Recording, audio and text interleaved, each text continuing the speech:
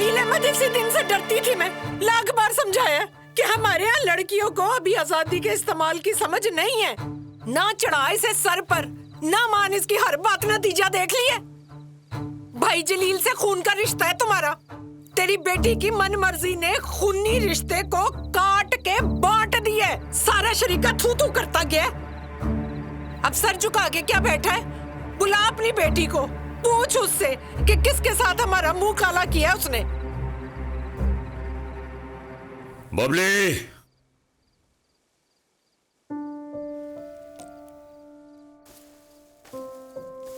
जी। और फूटा मुंह से, कौन है वो जिसके लिए तूने हमारा मान जलील कराया है? बोल। वो दानिश। अब ये कहां से आ मरा? चल करा उसकी अपने बाप से बात। बताओ उसे तू कि तू उसकी खातिर चंद चढ़ा बैठी है। कर उसे फोन। पर मैंने तो उससे पूछा ही नहीं कि वो भी मुझे चाहता है कि नहीं। एलो, ओ बबली, तुझे होश तो है? और तूने उसको पूछा तक नहीं है और अपनी बारात को मोड़ दिया। खलील अहमद साहब उठो, अब मुझे जहर ही दे दो तुम दोनों मिलके। मार डालो मुझे।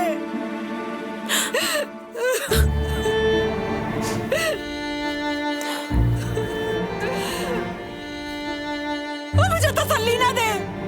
जाके अपनी धी के करतूत संभाल। कैसा बाप है तू? इतना सब कुछ सुनने के बाद भी ठंडा खड़ा है तू।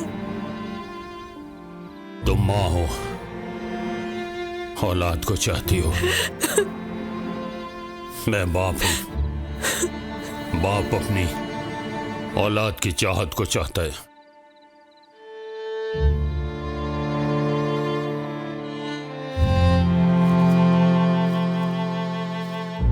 बबली पुत्र, जा पूछ उससे। डैडी, वो तो कराची में। अच्छा, तो फोन करके पूछ ले। डैडी, मुझे जाना होगा।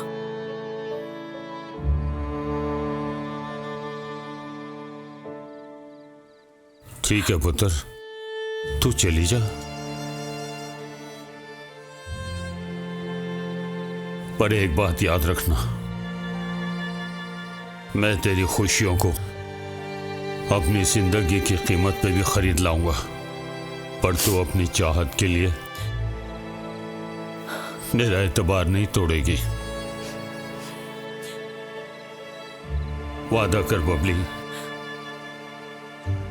जो भी फैसला हो पुत्र, तू घर जरूर वापस आएगी।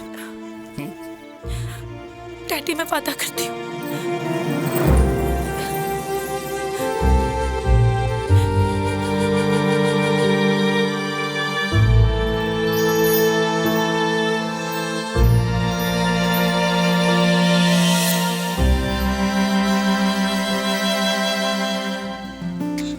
जिंदगी तेरे